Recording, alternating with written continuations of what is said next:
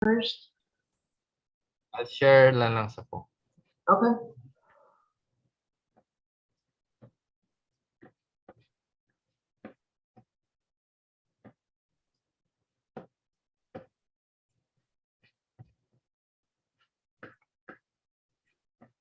Okay, let's join hands. Namo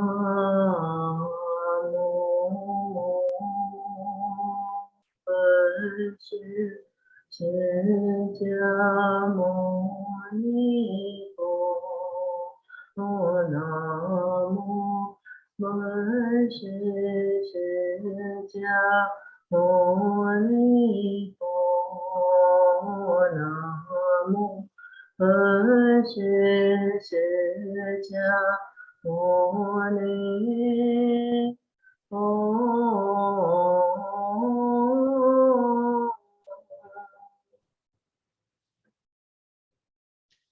I should chant it in English. It's okay sa po. Everyone understand, huh? No harm done. Okay. Okay, welcome, Erwin. Welcome you back from Spain, Italy, somewhere from Europe. And thank you for today to leading us and share us the very difficult topic. Difficult. Yeah. So my topic is transcending desire. And my PPT slides is full of Come in. fruits, food to stimulate our desire. Good start. Good start. Yeah. So I actually chose this topic because Amiel is sharing her scene. Okay, hello. Yeah, I actually chose this topic because when I heard about the Four Noble Truths, and the second noble truth says the cause of our suffering is desire. At the time, I said, oh, how can desire be the cause of our suffering? But later, I learned that desire is the cause of our suffering if we don't know how to react to, or we don't know how to control our desire, which lead us to the three poisons of greed, anger, and ignorance. So when I saw this topic, I said, oh, maybe I can learn something on transcending desire. So that's why I chose this topic. So, oops, let me adjust my slides. Oh no, my computer is lagging.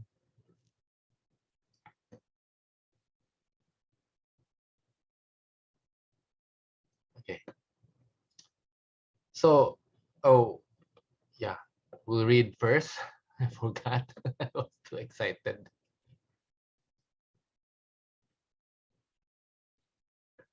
Okay, so I just call someone and then you just call someone else after one or two paragraphs. So let's start with Amiel. Yes, multitasking mind. Okay. Transcending desire. In the Buddhist sutras, the Saha world is described as a place overflowing with desire, which is not wrong at all.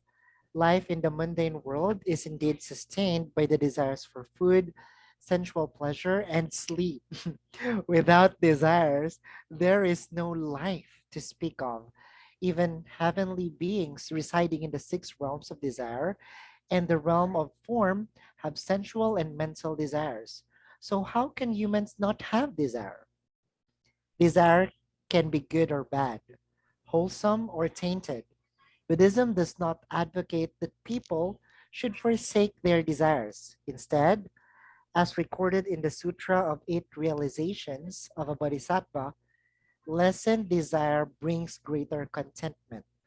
This teaches that one who does not control or remedy their desires, but instead indulges in the ocean of desires without shame, without righteousness, and without knowledge of wholesome teachings is no more than a beast.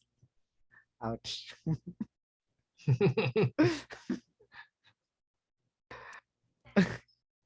I should read this one. Ano. Nevertheless, humans are not beasts. Yay. Humans still have a sense of shame and know to control their desires. As stated in the Vinaya, monastics must eliminate sensual desires.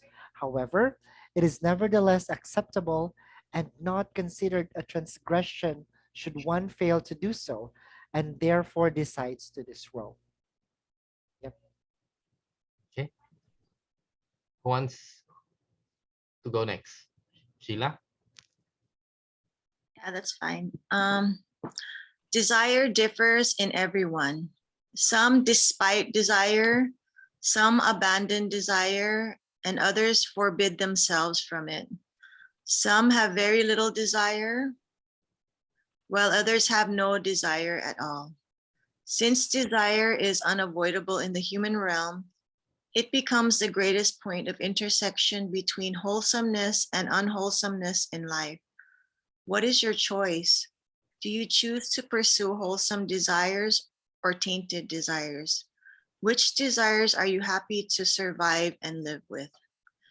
In this world, some strive to be among the sages. This certainly is a type of desire. Some hope to pursue a career in academia, arts, agronomy, or business. Hope is also a type of desire. Conversely, some prefer a simple life and are averse to fame, wealth, sensual pleasures, and worldly gains. Thus, they seek to discard, to abhor, to lessen, and to extinguish desire. Nevertheless, for one to truly be without desire, one must be able to transcend the three realms: the realms of desire, the realm of form, the realm of formlessness. In other worldly teachings, one must become a Buddha or a Bodhisattva, a state where one becomes one with the universe and the world, before the impulse of desire can be completely eradicated. Okay, let's see who's online. Auntie Marlene. Auntie Marlene.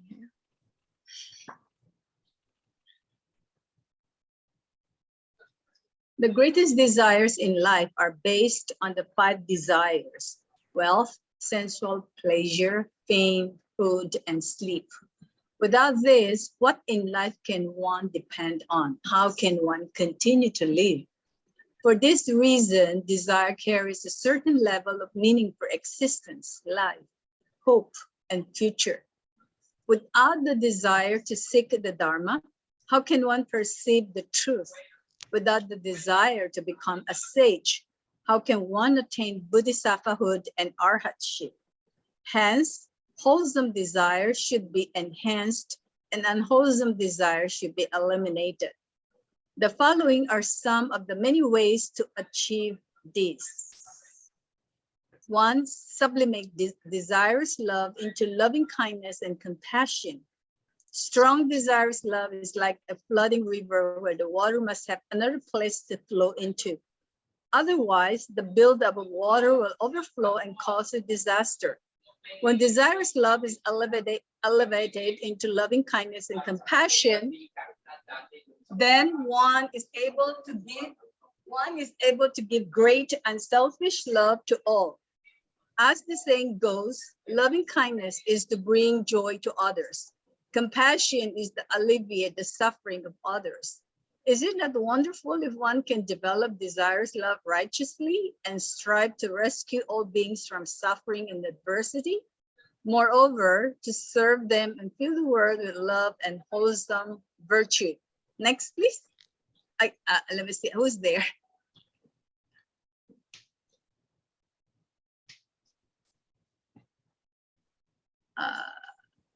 Okay, Jose.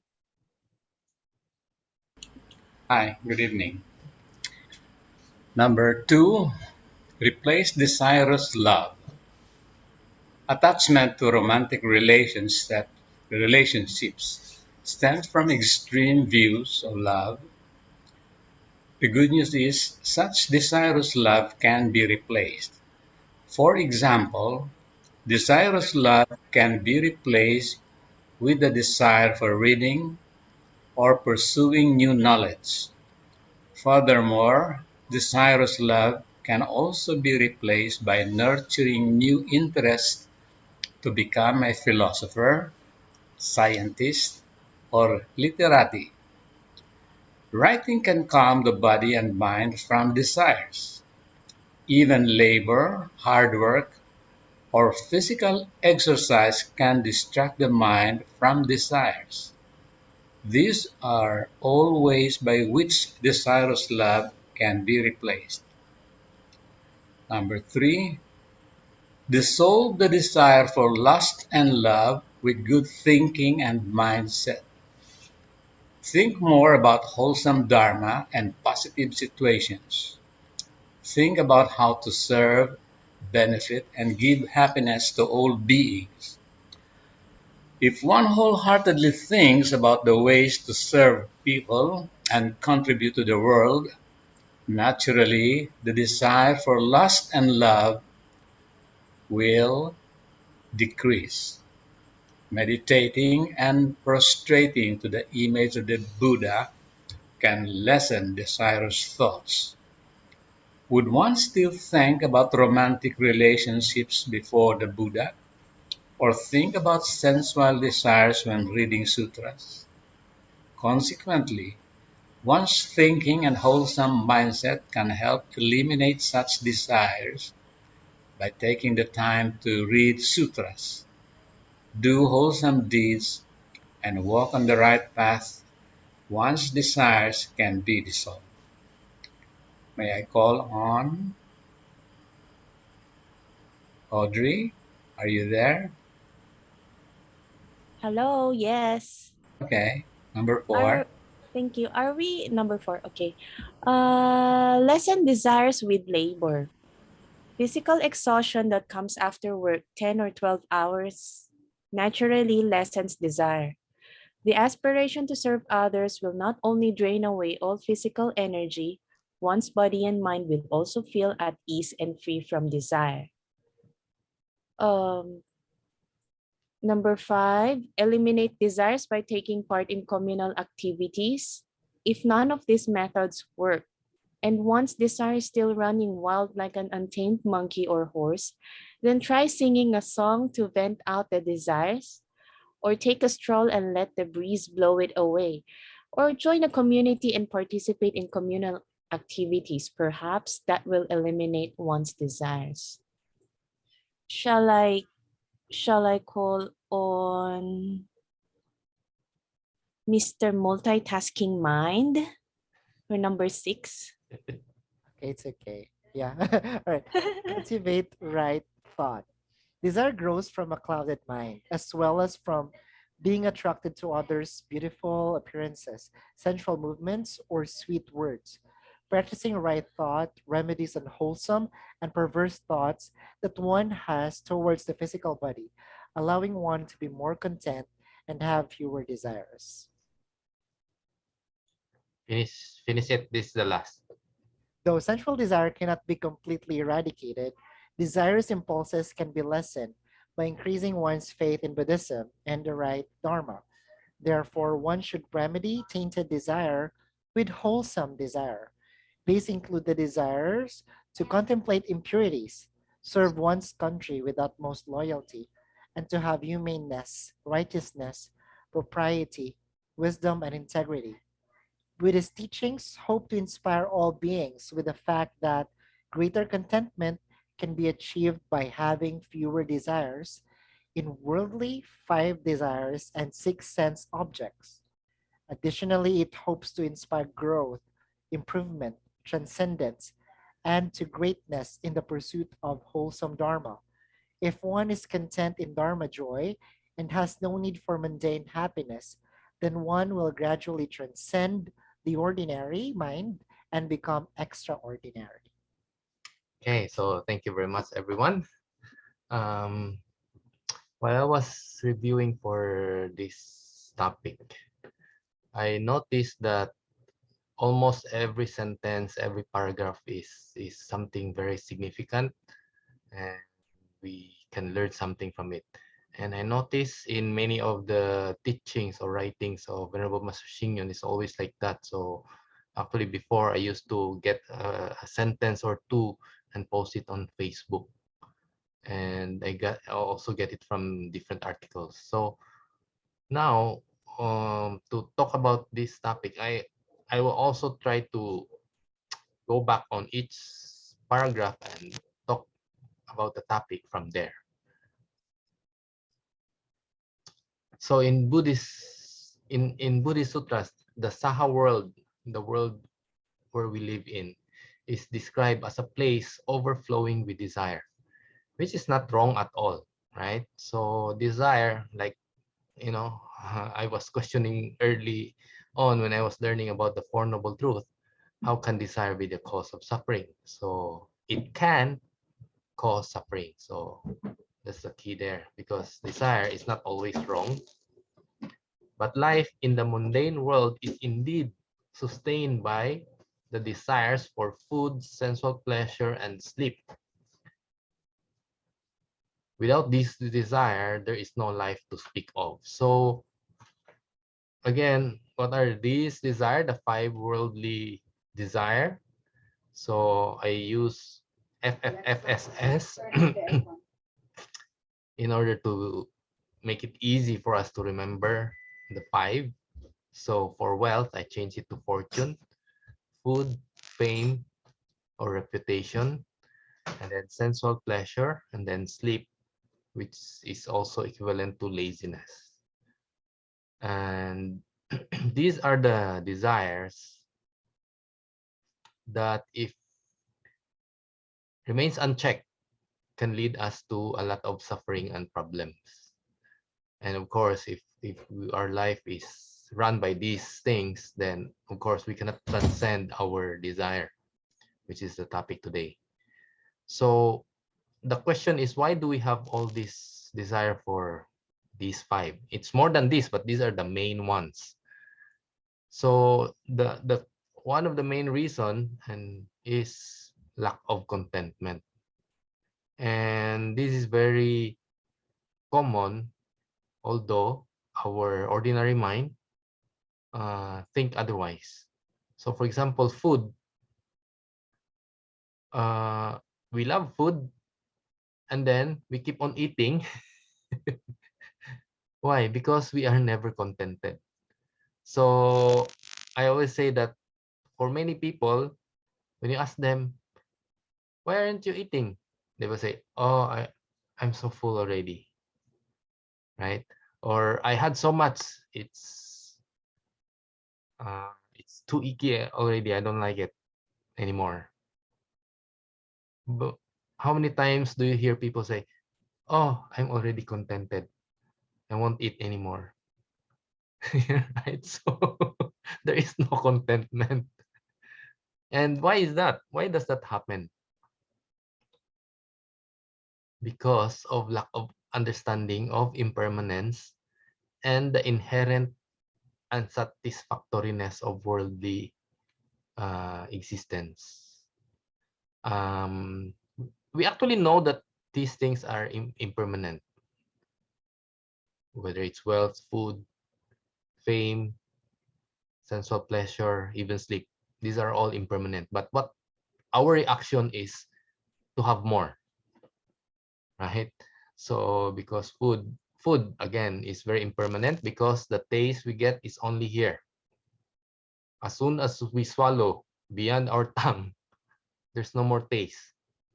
So the food is very, very impermanent, right? But our reaction is to have more, which is actually, there's something wrong, right? And why is that? It's because worldly existence cannot give us lasting satisfaction. And so these are part of the Buddhist teachings, which if we understand, then it can help us in transcending our desire.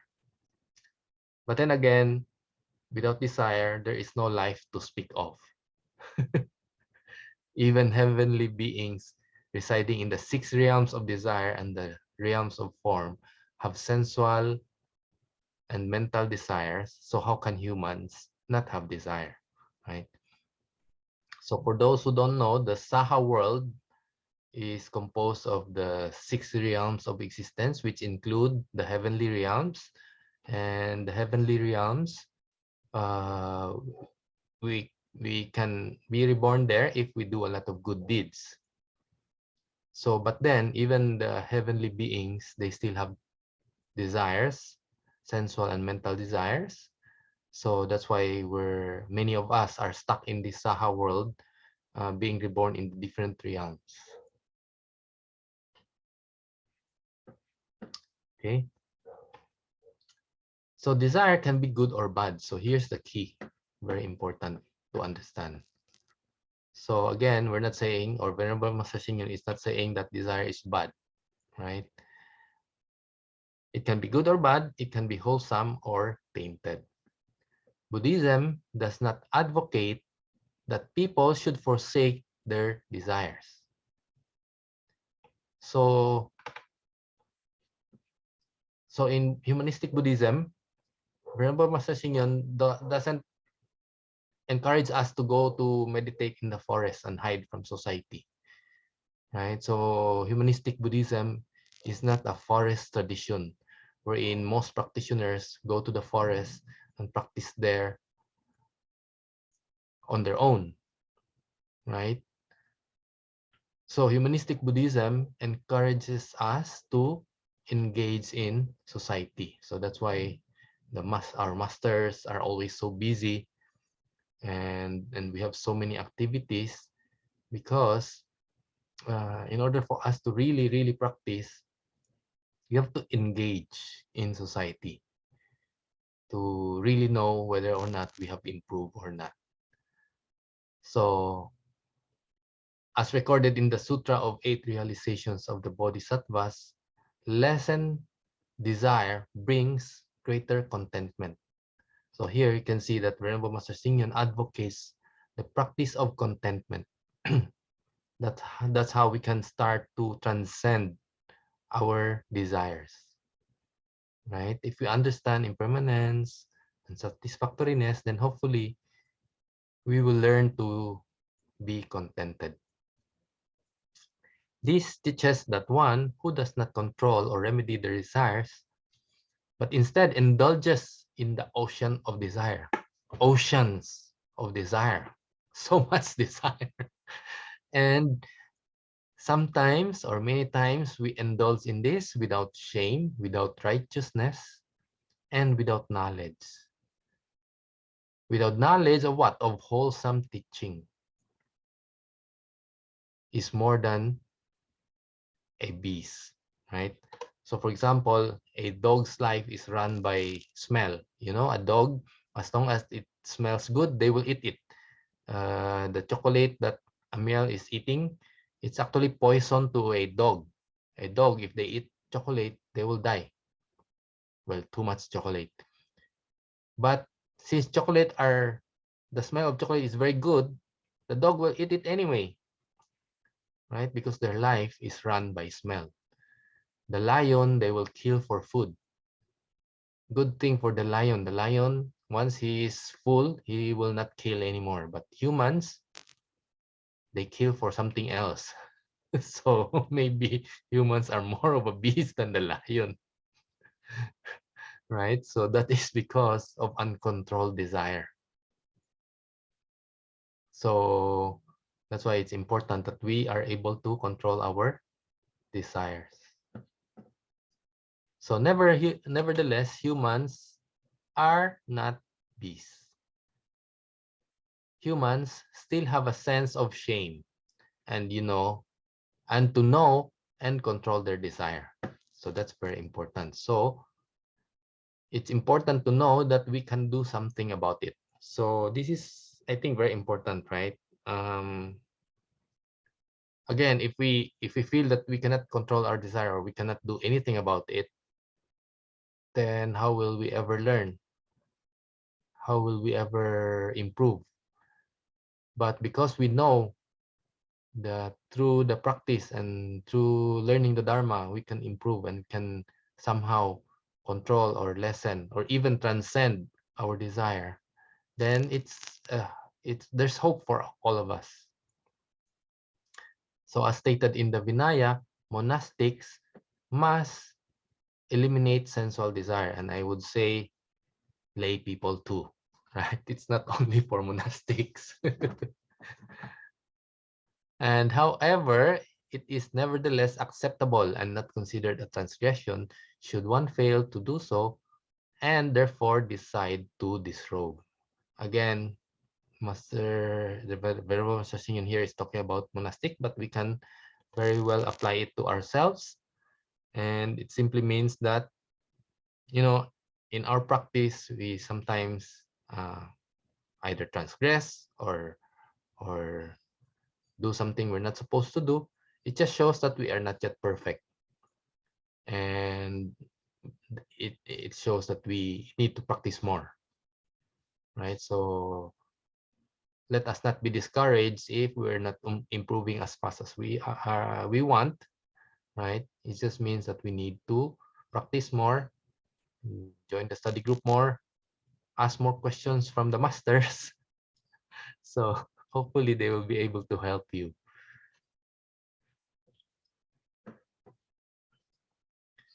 So desire differs in everyone. Some despise desire, some abandon desire, and others forbid themselves from it. Some have very little desire, while others have no desire at all. Now here, wanting to have no desire is actually desire in itself. So sometimes we don't have desire, but we start looking at other people and, you know, become judgmental about other people's desire. So that is having no desire as a desire itself. Since desire is unavoidable in the human realm, it becomes the greatest point of intersection between wholesome and unwholesome in life. What is your choice? What is our choice? Do we choose to pursue wholesome desire or tainted desire? Which desires are we happy to survive with? So, Venerable Master Singing here is telling us that we can start redirecting our desire from something unwholesome to something wholesome, to something impure to something pure, and something about the self to something non-self, outside of ourselves, not just ourselves, but everybody else. So redirecting our desire.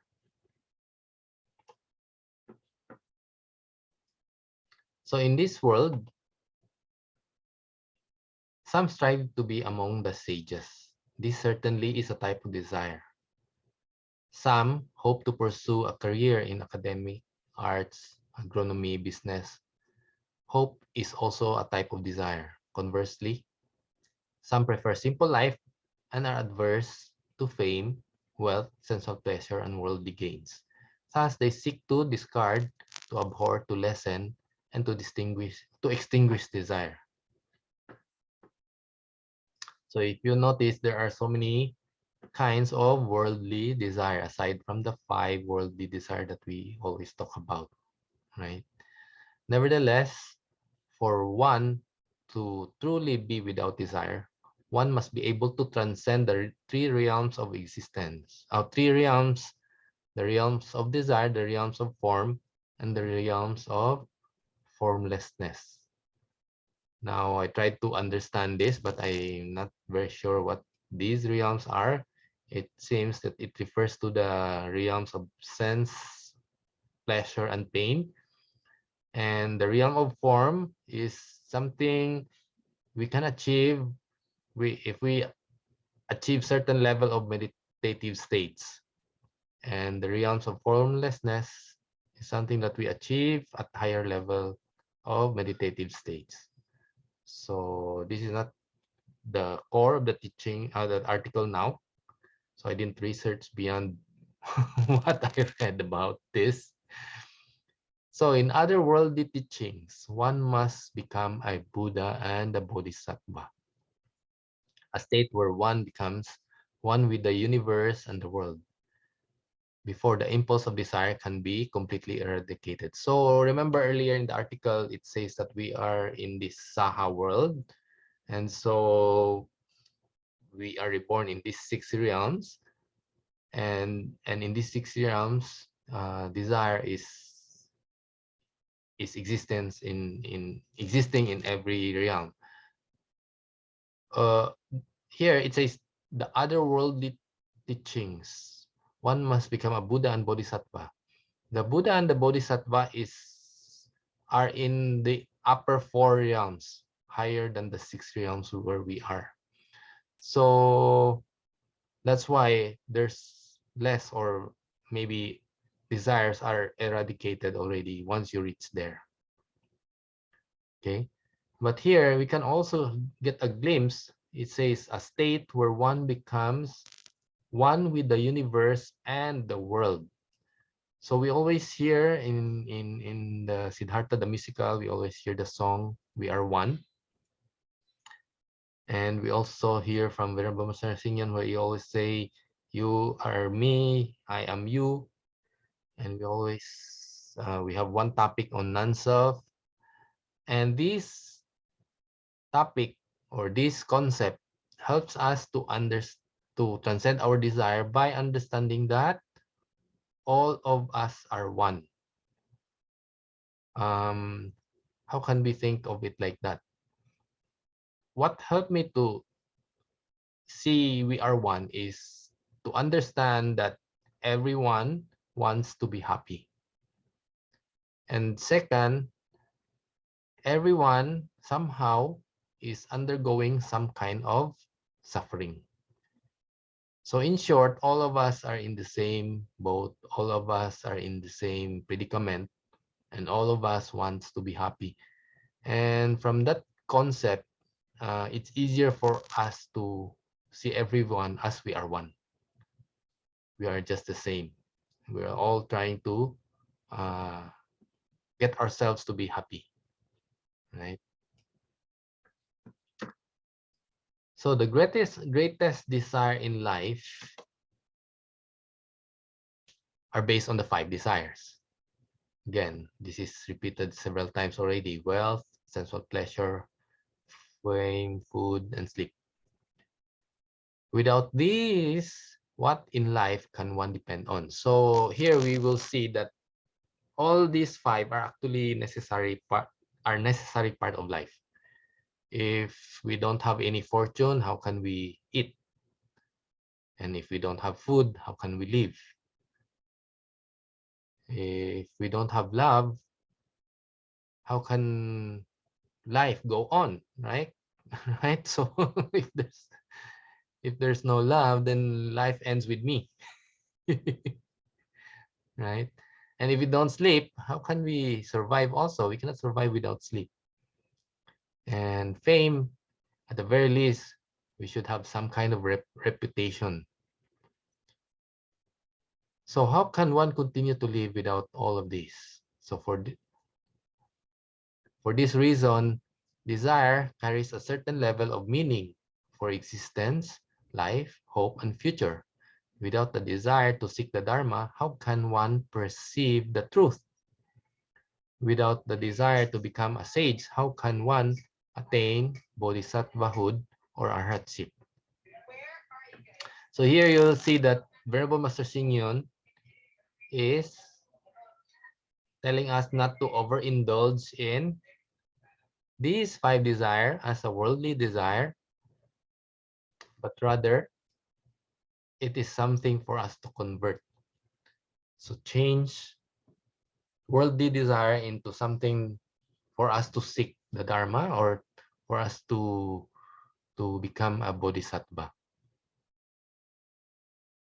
Without desire to become a sage, how can one attain bodhisattvahood or arhatship?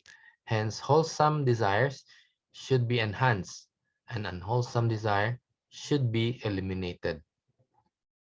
So the first step in transcending our desire is to shift our desire into something wholesome. And if there are any unwholesome desire, we try to eliminate or minimize them.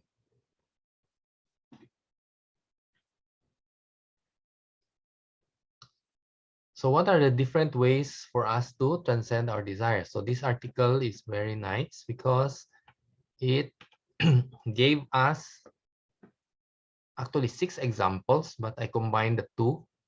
So I'll just summarize on 5 of them. Okay, so one is change love to or replace love to loving kindness and compassion. So strong, desirous love is like a flooding river where the water must have another place to flow into. Otherwise, the buildup of water will overflow and cause a disaster. So again, loving kindness is the desire for others to be happy. Remember, we want to be happy, but we change that into loving kindness. So it's not only us, but also others. So we try to practice loving kindness, which is try to make others happy. And compassion is the desire to alleviate someone's suffering, other people's suffering. Okay, so we don't want ourselves to be suffering. So we try to offer that to other people also through our compassion. So here, Venerable Master Singyon tells us to not to suppress our desire, our love, because it is like a flooding river. So if you suppress it, if the river, you just cut the water flow, it will fill up and the water will just find somewhere else to flow. In the same way, if we try to, it's like a, your pressure cooker. If you try to stop everything, pressure will just build up. And if you cannot withstand anymore, then things will just blow up. So when desirous love is elevated into loving kindness and compassion, then one is able to give great unselfish love to all. So again, it's shifting. As the saying goes, loving kindness is to bring joy to others. Compassion is to alleviate the suffering of others. So it is not wonderful if one, is it not wonderful if one can develop desirous love righteously and strive to rescue all beings from suffering and adversity? Moreover, serve them and fill the world with love and wholesome virtue.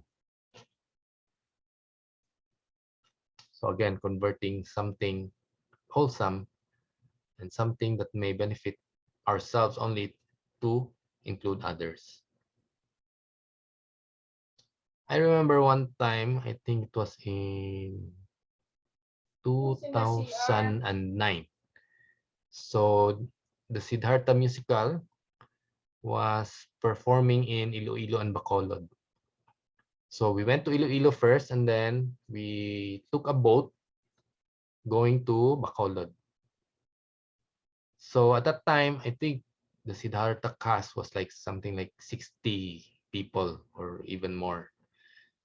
So when we arrived in Bacolod, the porters, as soon as the boat is near the dock, they would jump into the boat and go inside and solicit people whom they can help carry their luggages. So our group have like 3 boxes there to carry. So the porters saw the boxes, they tried to get the boxes. And then I told them, no, never mind. Because we have 60 Siddhartha castes and many of them are able-bodied, young men, very strong. And I'm sure they can carry those boxes. So I said, never mind. We have a lot of people. And Master Yong Chao at that time, she was the abbess of Mabuhay Temple in the Philippines. So she saw me and she said, Never mind, never mind. Let them carry. And then she said, they're just trying to earn a decent living. I realized at the time that, there are so many people, they need a job, they need money, and they're working hard by helping us, helping people carry their luggages.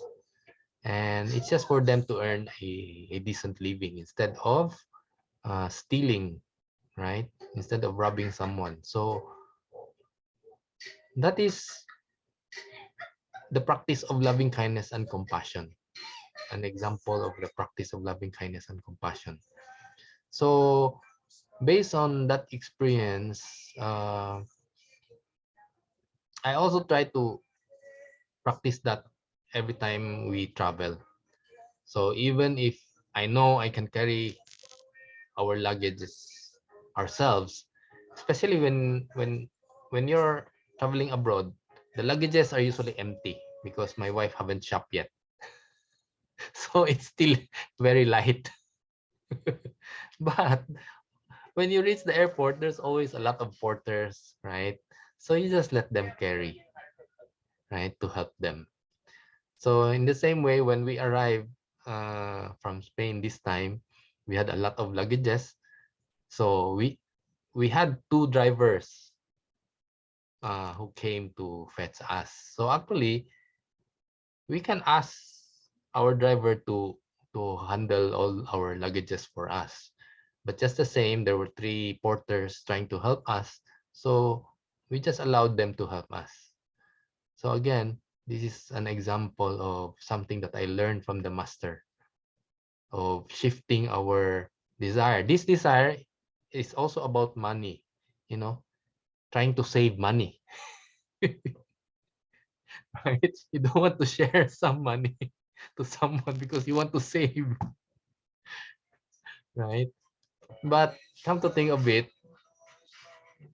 if we can share, uh, it's it's good that we can share instead of being in their shoes where we have to, work really hard.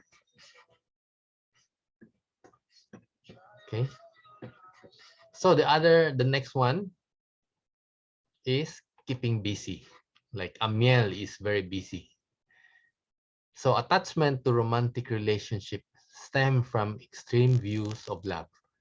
The good news is such desirous love can be replaced. For example, desirous love can be replaced with the desire for reading or pursuing new knowledge. So again, love and other unwholesome desires can be replaced. Furthermore, desirous love can also be replaced by nurturing new interests to become a philosopher, a scientist, or literati. Writing can calm the body and mind from desire. Even labor, hard work, or physical exercise can distract the mind from desires. These are all ways by which desirous love can be replaced. So in short, pursue some wholesome activities like hobbies or maybe volunteer at the temple. Definitely will keep you busy. Number 3, I summarize it to think good thought. This is together actually with number 6. So think more about wholesome dharma and positive situations. Think about how to serve, benefit, and give happiness to all beings. If one wholeheartedly thinks about the ways to serve people and contribute to the world, naturally the desire for lust and love will decrease. So this is easier said than done, but if we practice, then it will become easier. Again, nothing is easy until we start practicing it, right? And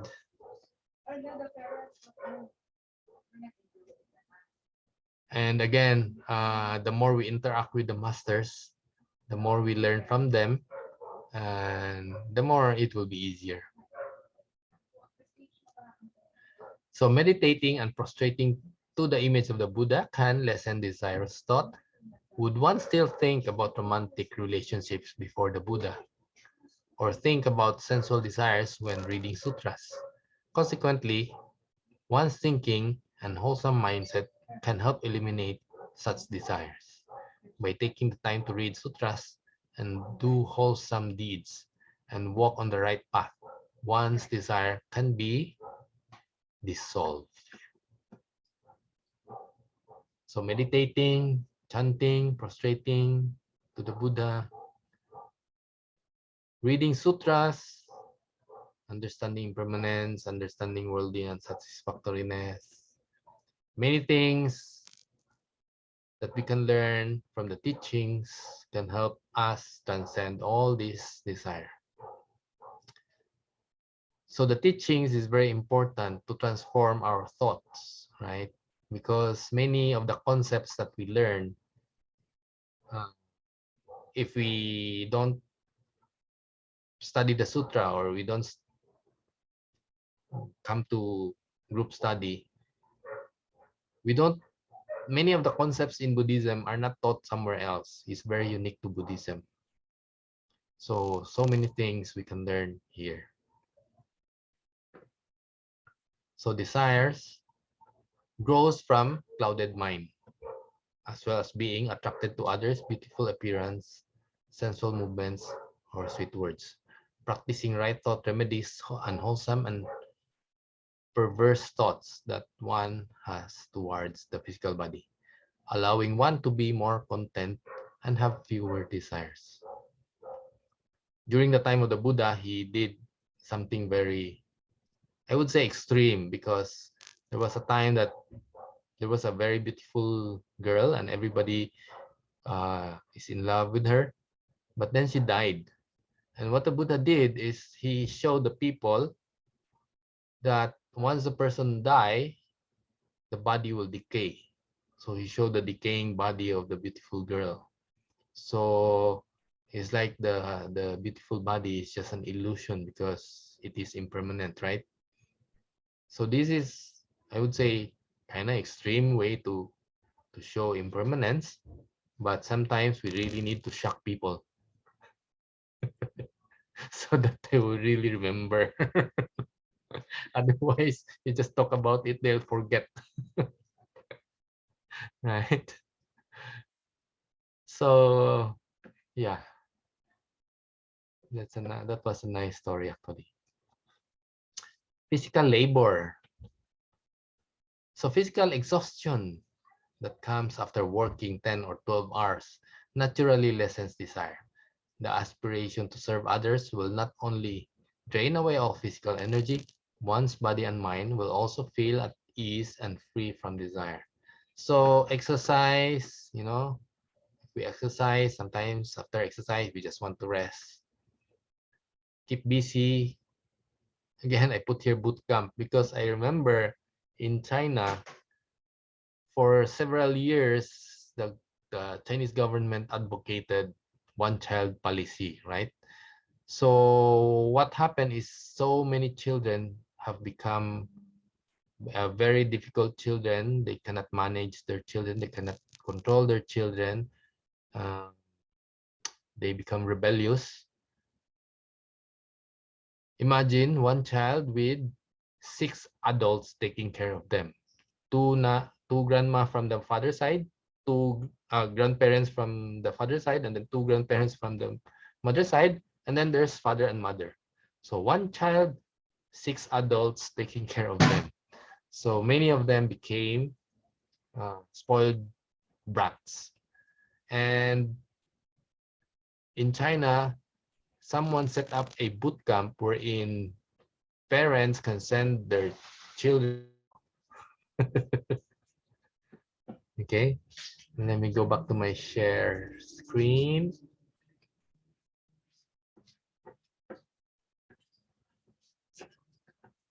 Now, where's my Zoom?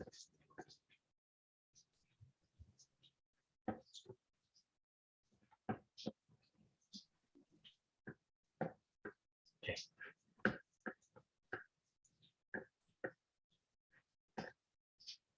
Okay. So number 5 is to join community service. So if none of the first 4 methods work, and one's desire is still running like untamed monkey or horse, then try singing a song to vent out the desires, or take a stroll and let the breeze blow it away, or join a community and participate in communal activities.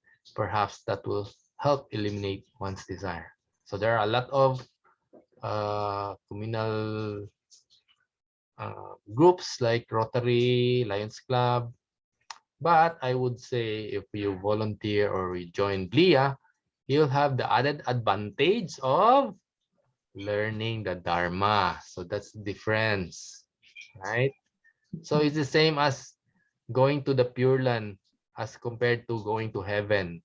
Both places are very nice, but in the Pure Land, there's an advantage of the Dharma being continuously being taught there, right? So in the same way, by joining BLIA, we get busy, we get to do community work, but at the same time, we learn the Dharma, which is the biggest bonus, right? So in conclusion, through sensual desire, though sensual desire cannot be completely eradicated, as we say, we are still in the 6 realms of existence, right? But desirous impulses can be lessened by increasing one's faith in Buddhism and the right Dharma. So here's the key. We really need to learn the Dharma.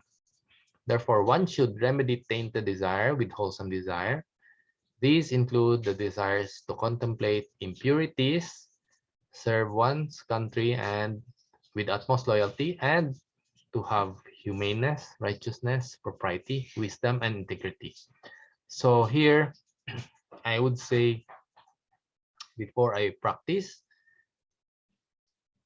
my desire, maybe there's humaneness, but maybe righteousness to a certain extent only, and maybe there's lack of wisdom, right? So in the same way, sometimes a mother wants the best for their children, and they love their children so much, they would say, oh, you can do anything as long as you're happy. So this sounds very nice, right? But in reality, it's lacking wisdom, because you're encouraging your children to do anything as long as they're happy. So they can, that's why in the US, there's a lot of mass shooting because the shooter is happy. So again, there's lack of wisdom here. So it should be, you can do anything as long as you're happy and you don't hurt other people, including yourself, right? So we need to develop the wisdom. So Buddhist teachings hope to inspire all beings with the fact that greater contentment can be achieved by having fewer desires in the worldly 5 desires. So what are the worldly 5 desires? You can answer in the chat or just shout out. Love, sex, wealth, sleep. Is that the one? Yes. Food. One more. Food, food. Yes. Don't forget the food. The most important. Okay. And the 6 sense objects. What are the 6 sense objects? We studied that. The smell, the taste, the touch, the feel, The the form. sight, the form, yeah. And the 6th one? The touch. Did I mention touch already? Yeah, you mentioned Feel- touch. Smell. Feeling. Is it feeling? Yes, you mentioned feeling. Feeling. Feeling. No, in or I hear. I The hear sight. no. I hear no. sight. Yeah. The sound. Did Sound. I mention the sound? Sound, yes. And Yeah. the last one, Yeah. important. Yeah. Mind or thought. Thought. Yes, Consciousness. yes, correct. Additionally, it hopes to inspire growth, improvement, transcendence, and to greatness in the pursuit of wholesome desire, a wholesome dharma. If one is content in dharma joy and has no need for mundane happiness meaning worldly happiness, then one will gradually transcend the ordinary mind and become extraordinary.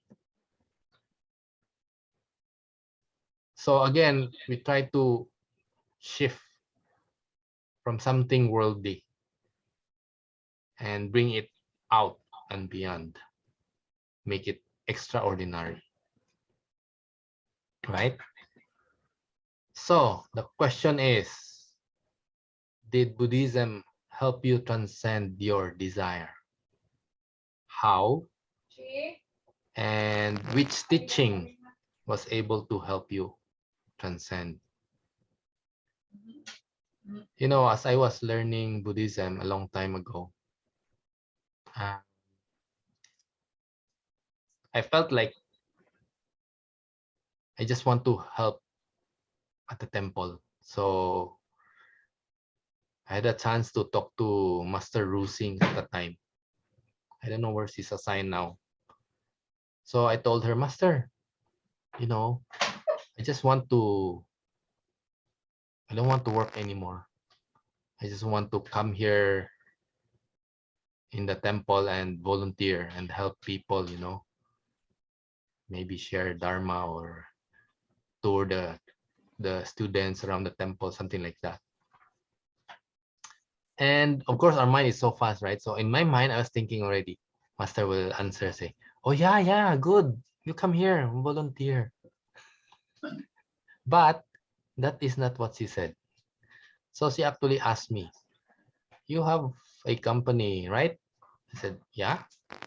And how many workers do you have? She asked. Said, I have more than 20, almost 30 workers. Then she said, and some of your workers have family, right? Said, yeah, several of them have families already. And then she said, so you're helping a lot of people in your company. I said, and then I realized, oh yeah. So you don't need to be at a temple to help people. You know, anywhere we go, we can actually help people. So that made me realize, and that made me change my mindset, right? So instead of before, my thinking is my work is for me to earn more money. Now it's changed that to my work is to help my staff and workers to earn a decent living. And because of what she taught me, when I talk to my people also, I don't talk to them about me earning money also. I also ask them whether they need work. And I told them that look around you, all of them, all of your co-employees also need work. And so if you don't do your job well, you're not going to affect me. You're going to affect them. Because I told them, if this company will close down, I don't need to go to work anymore. I can go to temple and volunteer there. Master will let me eat.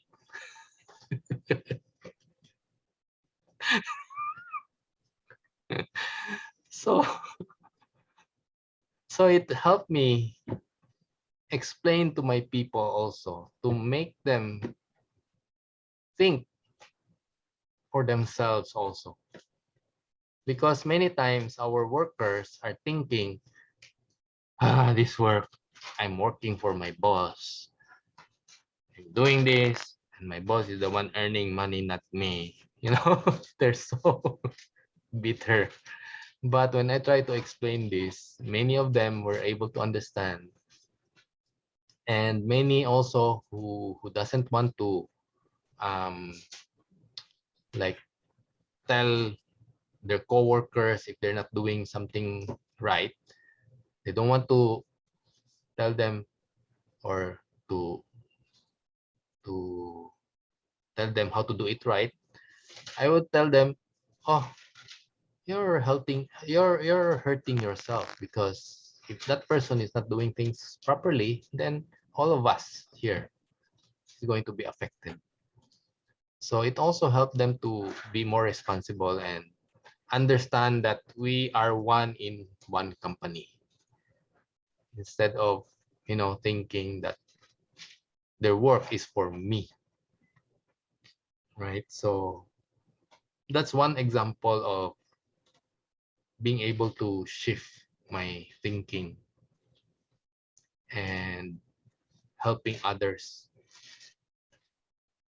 uh, helping me transcend some of my desire, as well as because of I'm able to understand and I'm able to impart it to them, help my staff also, right?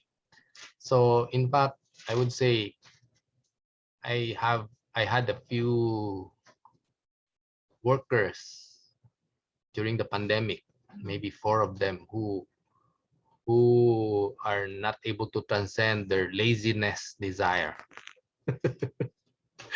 Explain to them that, please, if you cannot come in on time, you are hurting all the rest of your coworkers trying to make a good living, earn a living. If you cannot help it, you might just as well resign. And they did. Instead of creating more troubles for me by filing cases against me, they did not do these things. So again, being able to explain things in a different way helped me and my workers also transcend our little desires. So how about you? Anyone? So before I stop my sharing, thank you very much, and may all of you be enlightened while enjoying and learning the Dharma. Okay. So anyone wants to share how? Yeah, hello. Yeah. Yes, Amiel. Actually, I have a lot of desires. So while reading the article, I was like, oh my gosh, is this article for me? Like, yeah, like Is it for all every of us? paragraph, every sentence, I was like, okay. Yeah. And then, yeah, I think there's like the teaching of, I think I'm not able to, extinguish all my desires yet. Actually, I still have a lot of desires right now. But I think if there's an example, that will be like controlling my desire for comfort. Yeah. And the Buddhist teaching that helped me with regard to this aspect is the teaching about impermanence. Like, for example, right now, I might be in a nice room with, well provided for with the air conditioned units and everything. So if there's a storm outside, if it's so hot outside, most of the time it won't affect me. So that's comfort in my end. But sometimes, because I realize that this is not forever and this might change in a split second, I would really go out. I would try to commute. I would try to really, especially during work, if there's a certain thing that I'm used to do, like teaching and everything, if I'm given another task, then I find it as an opportunity for me to, you know, practice impermanence and trying to get out of my comfort zone. Like, yeah. So in terms of comfort, like physical comfort, I would really go out even during, if it's really hot outside or even if it's raining to experience life. I would even tell my friends that, hey, I am alive. I am truly living my life because I'm not stuck in a very comfortable room, but I too can experience the heat of the Philippines. It's like a free trial to the hell realm. And yeah, so I'm like, okay, I'm experiencing the free trial. So I think I'm living realistically. And then in terms of work, like I said, if I'm given a new task that I'm not familiar of, it's an opportunity to learn and an opportunity to practice impermanence that um, I can do. I can still be busy and it can still be nutritious. Like what Venerable Master Shingen said, a busy life is nutritious. Before I never appreciated that, but right now, yeah, I can appreciate it for. I mean, to some extent. So I really love the free trial to the hell realm. Okay. Yep. So at least you still remember how it is outside, right? Instead of being just inside your own zone, own comfort. But I know you're practicing what Venerable Master Xingyan talk about in this article of keeping busy, right? So anyone else wants to share? Master lost her internet again also.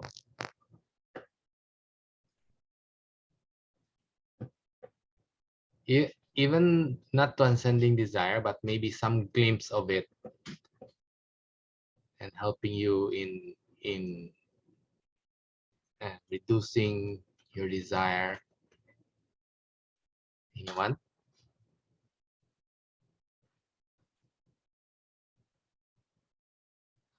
Hello.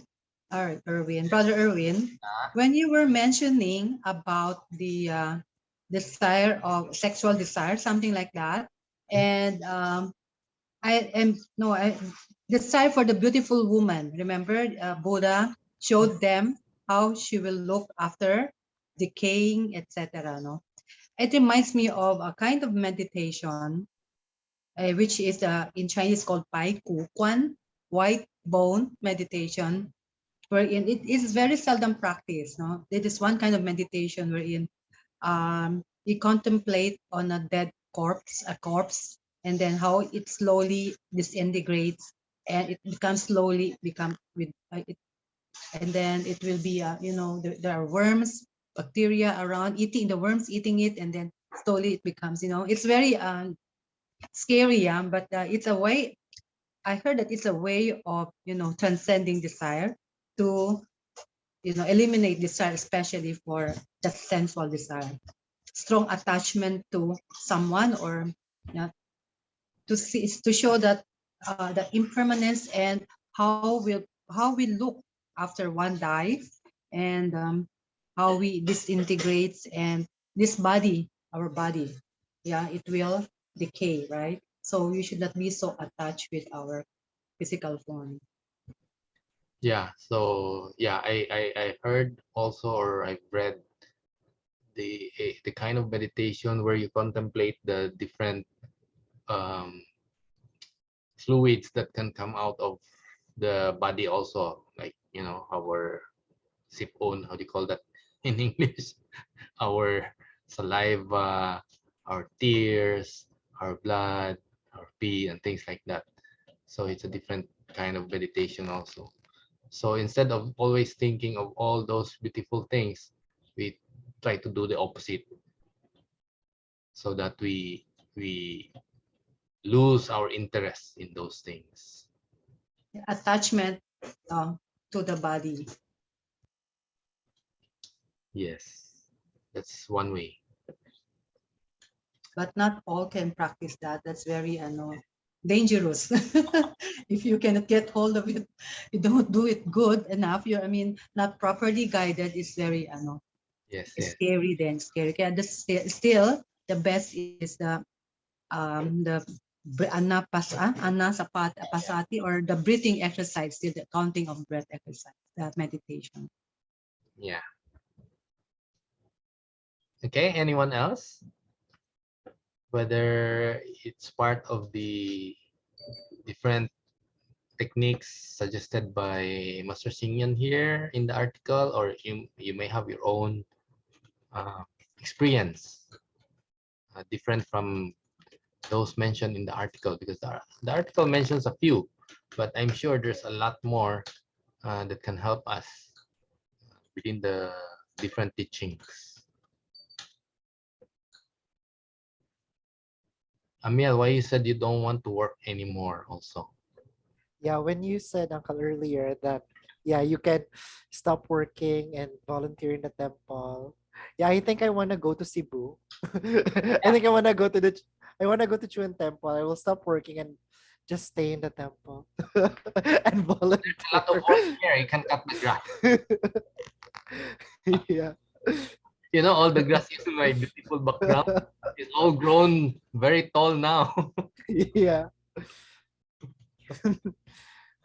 Yeah. That And was- in my first message earlier, like I said, being exhausted increases my desire for food and comfort, actually. But because it's like, yeah, keep busy, be exhausted, like put your energy into that. But in my case, I'm not sure if I'm exhausted too much during the day, I would really overeat.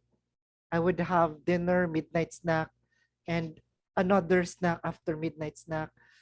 Yeah. And then while I'm watching dramas, I will eat again. So it's like my desire for food increases when I'm exhausted. And oh, Comfort here food. I have a question because especially the young people, they would think that, YOLO, you only live once and you want to seize the day. So if there are certain things that a young person or a person might desire at that moment, they would really do it because they would justify it like you only live once. And you, especially during the pandemic. So, how can we tame the desire during the pandemic era or time when people are very aware that life is limited and people might not be alive the next day, so they will do everything within the day.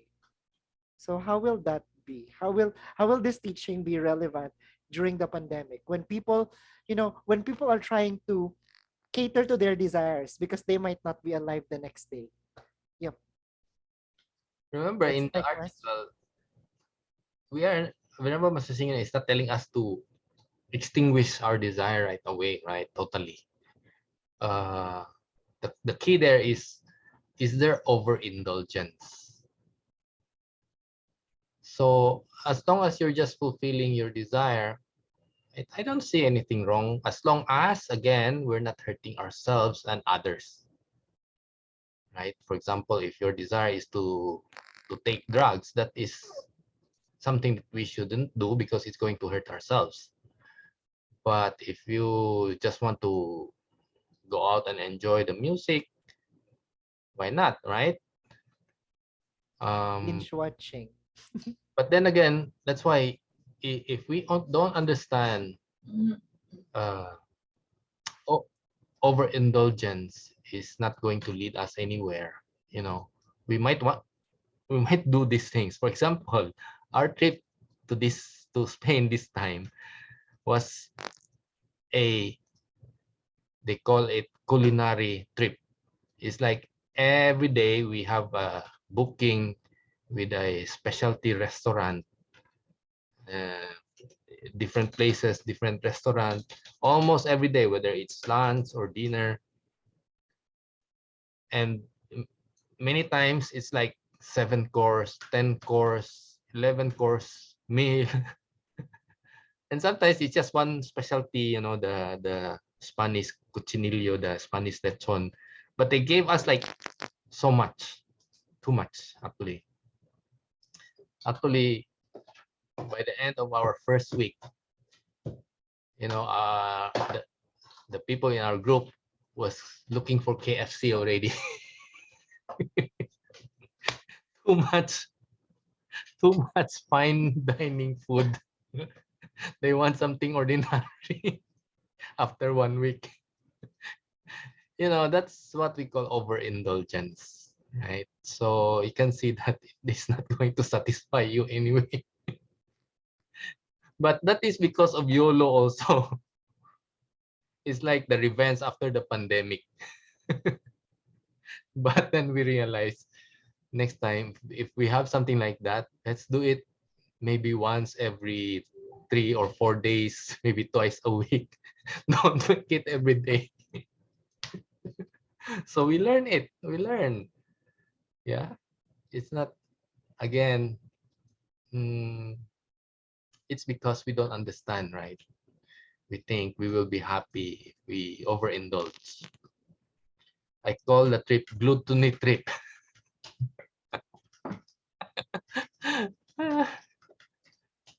But yeah, so all of us now said we won't do that again.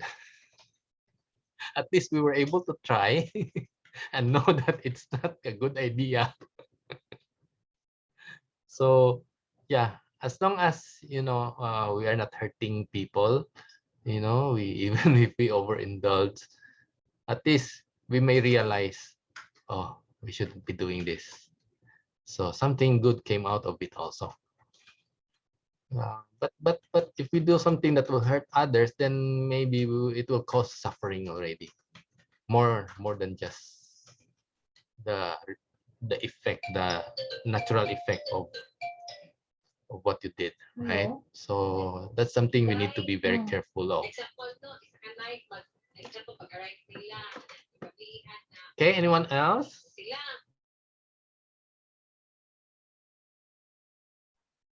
You talk about your trip before the pandemic. Many of my friends, including me, we went on this cruise. There were cruise, and then you can have sumptuous meal 24/7. So after the second day, everybody was looking for just what they call it, adobo manok or lugaw. Yeah, that's overindulgence.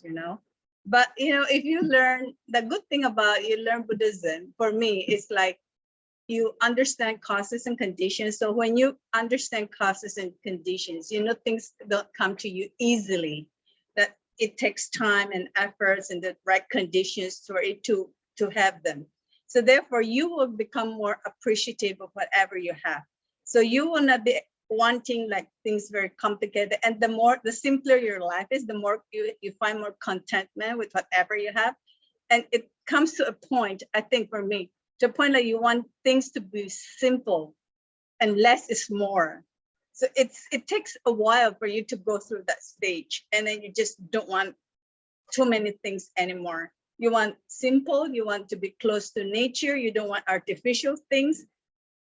You develop that kind of a taste for certain things, and life becomes simpler, and it becomes less burdensome to you. Yeah. Yes, that's So- true. You're able to appreciate the simple things in life, right? Right. Yeah. Yeah.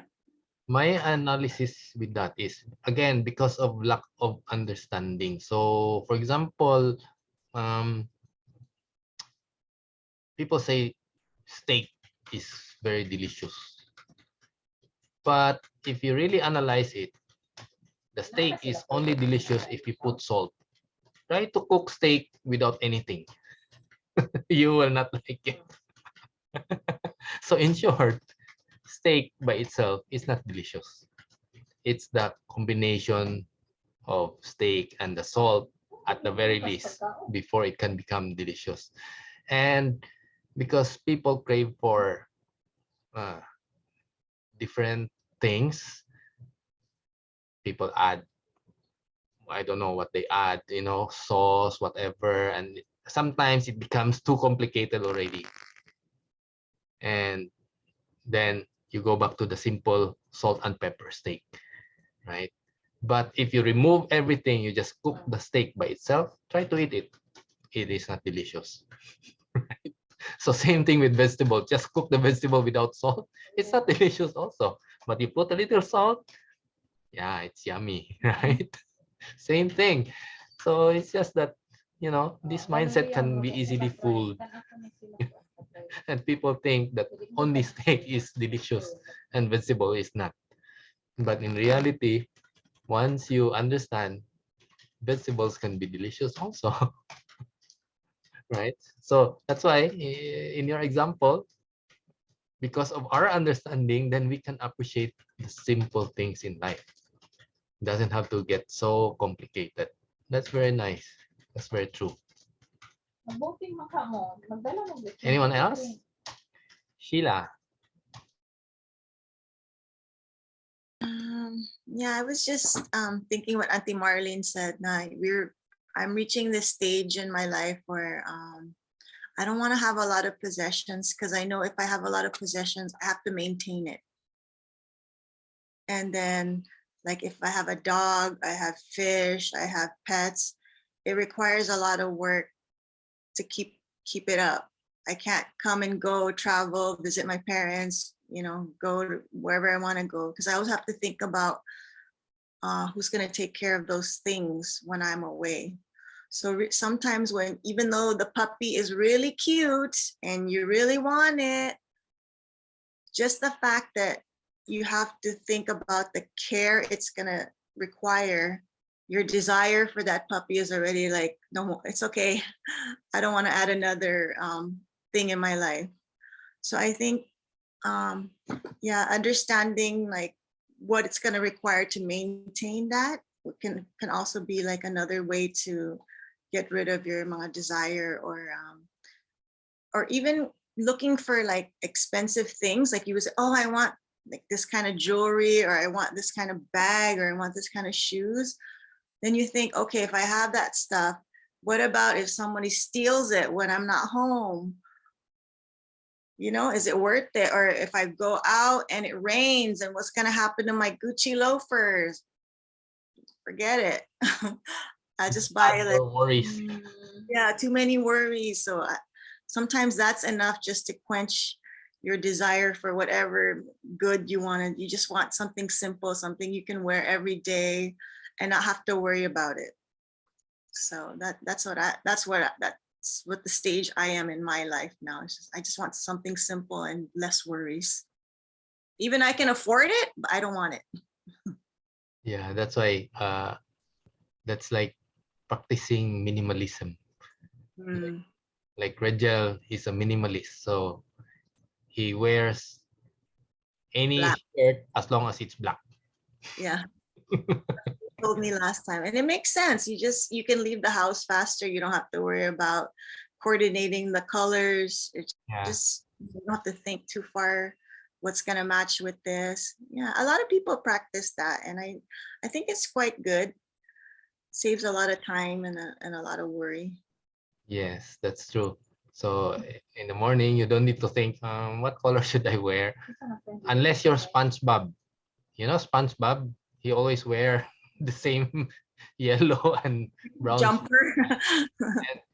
and in one episode, he opened his cabinet and all are the same color, but still cannot decide which one he will wear. He's still thinking, which one will I wear? This one, this one, this one. But it's all the same. Same, yeah. Ay, nako. So at least I'm not sure if there's someone like SpongeBob who still cannot decide. It reminds me, Marlene, this Marlene, want to say Go something? ahead. No. It reminds me of one time when I went to a monastic retreat in Taiwan, and then we were only given 2 robes to wear, wash and wear, wash and wear, and you only have 1 bowl for you to use, and that's it. And you don't have cell phone for the whole week. Your cell phone, you cannot use it. So after a few days, I said, oh, we can live with these 2 clothes. 2 clothes, just these 2 clothes, simple things. You can still survive. So really, it's a very humbling, and you feel that simple life is really good. No much, nothing to think so much, nothing to worry, and you can still go by, kahit na ganun ka konti lang ang ano mo. 2 clothes, and then wash a day tomorrow, and then try it, and then another one. So very convenient. Life can be very simple.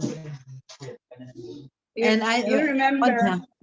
Yes, go ahead. You remember Master Master Shin said, 享有不需要拥有. You can appreciate them, you don't have to possess them. You don't have to own them. You can appreciate the things. Yeah. It's like if you have a garden, you need to maintain the garden. Why don't you go to the park and then enjoy the beautiful garden in the park? You don't have to maintain it, right? Agree. Go to Tuon Temple. There's a big garden.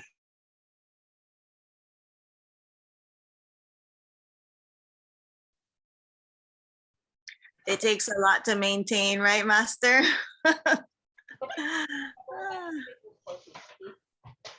Yeah. But Master is doing this not for herself. It's for everybody, you know? Everyone to appreciate. Yes. Yes, not just for herself, right?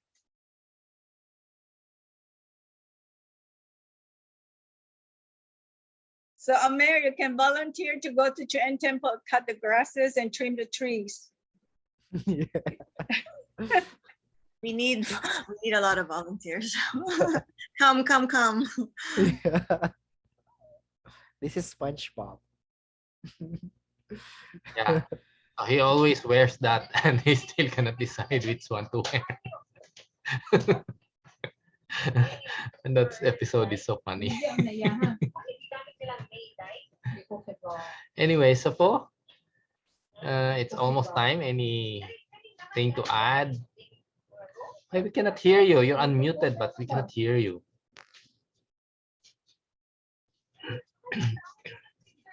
How about this one? Can you hear? I can hear now. Yeah, I've been through some technical problem. Okay, we have a special guest today.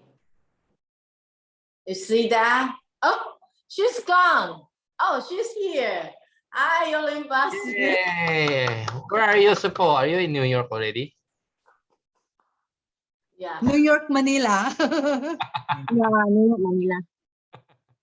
Omidobo, I just came back from Tagaytay. Just reached temple.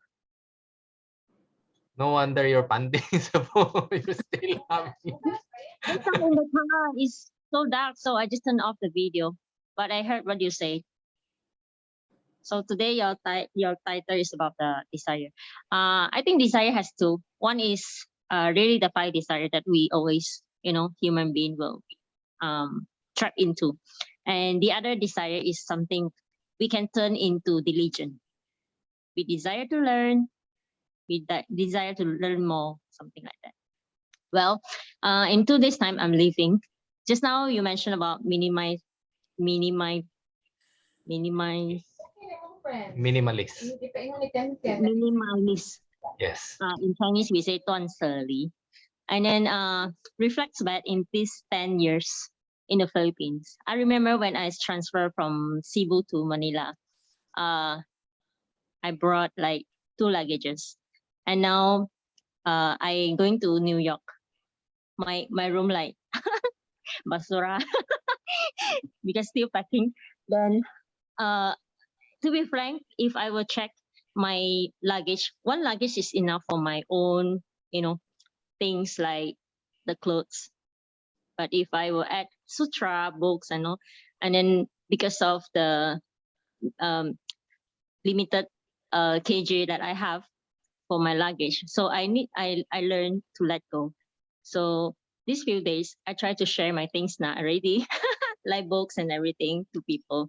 But some sutra that I cannot share because that with my notes, then many things is actually from our lovely devotee because they thought I was leaving, and then they give me many gifts. Then they asked me to use like pasalubong. So in fairness, I'm thinking that will be the what do you call to build affinities with the New York devotees, like helping Philippines devotee to build affinities with the US devotee. Like I'm the bridge bringing the things, and I hope that these affinities will spread to the goodness will spread to New York, and in the future you also will meet those people who receive your gift, the pasalubong. So I will try my best to bring that, and also I thank Marlene that she say, no worry, if you cannot bring them, when I go to US I can help. Thank you for that. And then I think in this point, sharing of you, how to say, like let go is very important. So thanks for the opportunity that I learned in the Philippines. I remember when I first arrived in Cebu, the first devotee I met was actually a Ringo. It's just in front of the Guan Yin shrine. And I think he was very happy because he said, oh, finally we have a master that can speak in English. Yes. And we are also very happy because Master Yoho is with us in Cebu. She can also speak Yes. English. And she is very active in organize many activities. I'm so grateful for that. Yes. And then thank you everyone for support and all the encouragement you have give to me. I have learned so many from you, and I hope that we can keep in touch. And I promise in the future, if I have time from there, I believe like New York 8 o'clock in the morning and here the time 8 p.m. If my Yes. time permitted, I would still join you guys. Yes. I hope you can join us, Master. Yeah, I now hope you it's can like join us. We look forward to keep, seeing you in Zoom. Yes, yes. Erwin, this is like second years now we have this study Yeah. group. By The July, pandemic. it will be the beginning of the third year na. Oh, yeah. Oh, By it's by end of June is already 2 years. So July will be the start of the third year. wow. Wow. So you see, we have to thank pandemic also, because pandemic, then we can have opportunity to meet one another through, Zoom, even from Cebu, Manila, and other countries. Yeah, I see some new faces and name from this Zoom Yes. also. Yeah, we invited Michael Escobar to join us. He was referred by Betty Choa. Hello, Oh, Michael. Welcome to our book club. Hello, Michael Angelo. Hello. And then He's there's we're still working. He has a meeting on the other end, but he came just he just tuned into us and listened. okay. And then another, although I'm leaving, of course, we have a new master here, Master Ziqing. She's now taking over the GMC school construction task. oh, Today we went to Tagaytay, so I just show her around to explain things, and she is also very nice. I invite her also to join our Wednesday study group. I hope that she can join us, right? Master Ziqing. welcome, Shifu. Welcome. Hello, everyone. Good evening to all of you. Actually, I'm very shy. I don't know what to say. But I really feel happy that I'm still very lucky because I have the opportunity to transfer here. And really, for me, I feel that this is a very good affinity for me to learn a lot. And I hope that I will try my best. No, don't try. It's do. It's do, must. Do my best and learn more and more and enjoy when I'm here, and that's it. And I have to do my best and learn from you guys. So I hope that I can try to improve my English as well, especially in Buddhist, and share with you guys. And okay, that's it. I'm really shy. I don't know what to say. Anyway, I'm very happy here. And 请多多指教. Okay, thank you. I'll pass it back to Uli Hashi. So her task, aside from the school construction, is actually to learn Tagalog, so that she can teach Dharma also use Tagalog. Wow, that's challenging. Until now, I haven't learned my Tagalog. And then, you guess what? I received this. Oh, you cannot see. Turn off the background. There is a Turn off Guadalupe background sa phone. dry mango. Yay! We'll bring to New York. Picture it in New York, Sepo.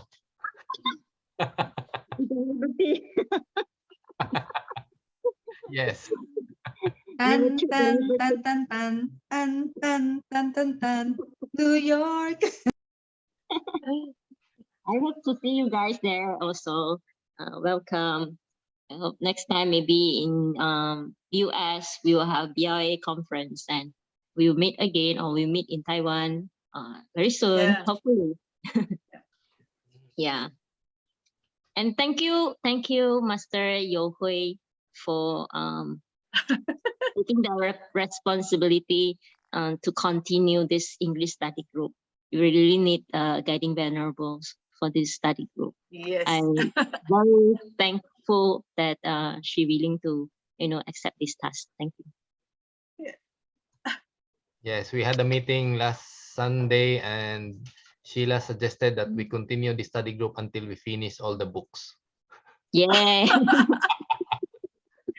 What are the books? Buddha Dharma Pure and Simple. Yeah, those four. Okay. Oh, the 3 volumes? Mm, It's already okay. 4. There's 4 now. Who knows? Yes. Maybe number 5 is in the works. Will come out soon. It's the 5 and 6. Okay. Master Yolin, how long have you stayed in the Philippines? 10 years, right? 10 years. 10 years. Wow.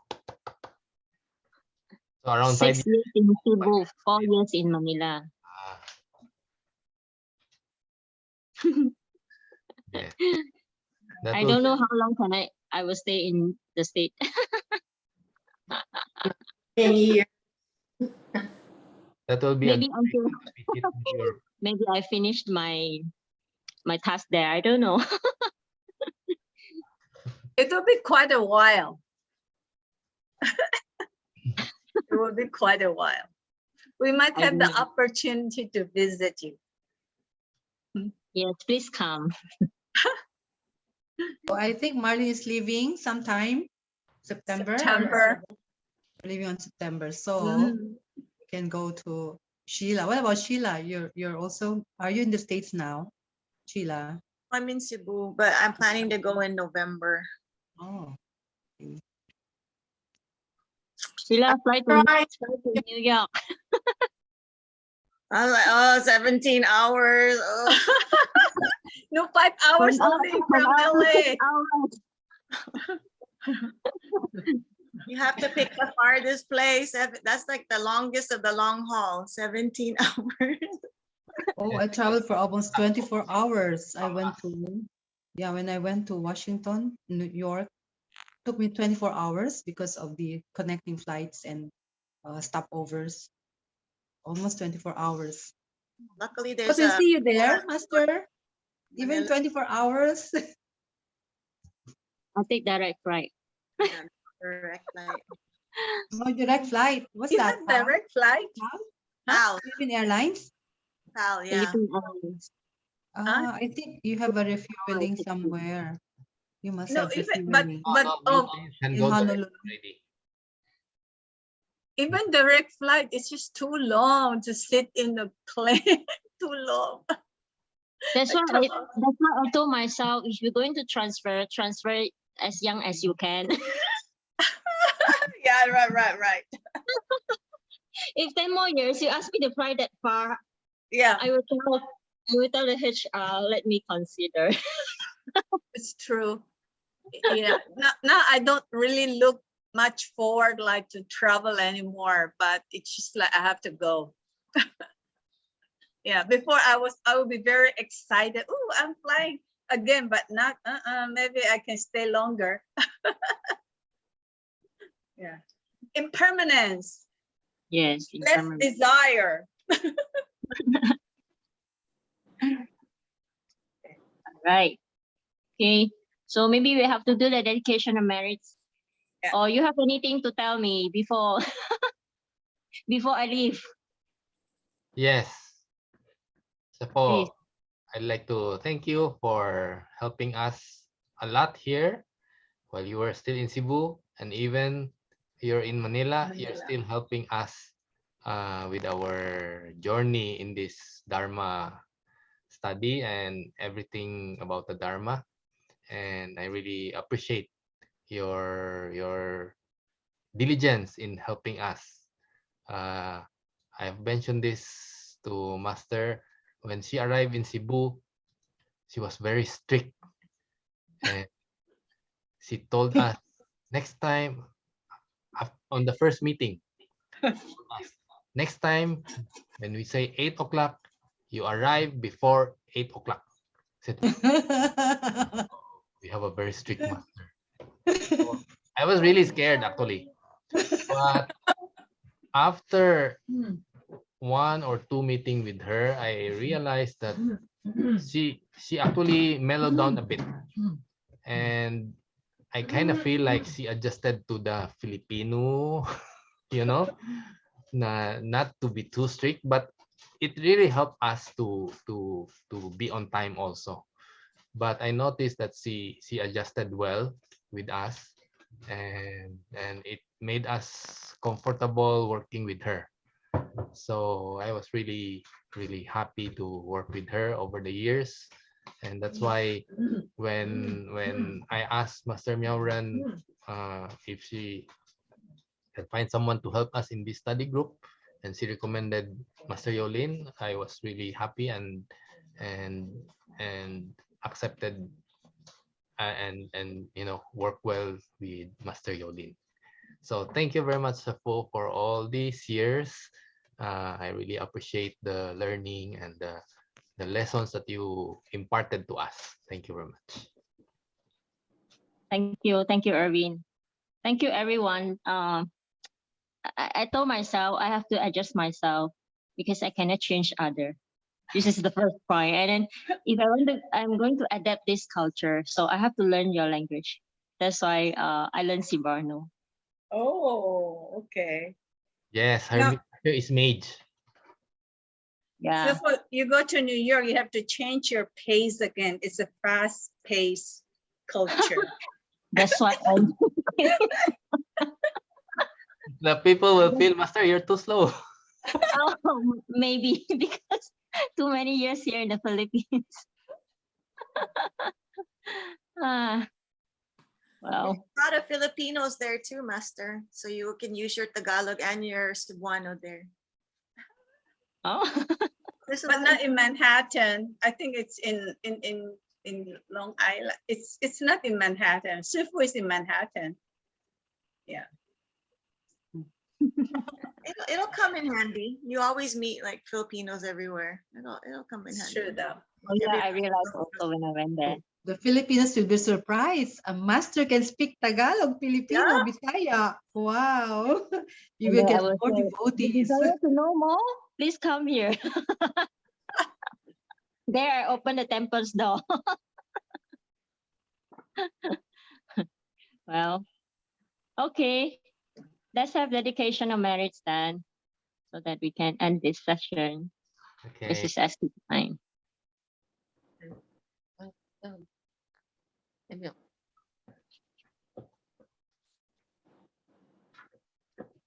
Palms join, everyone.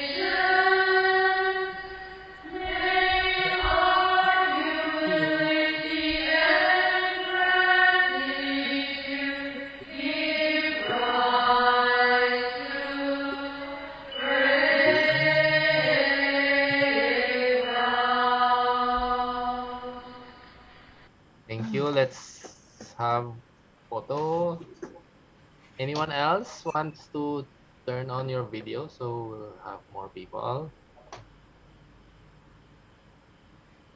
Okay, smile. 1, 2, 3. Lotus flower.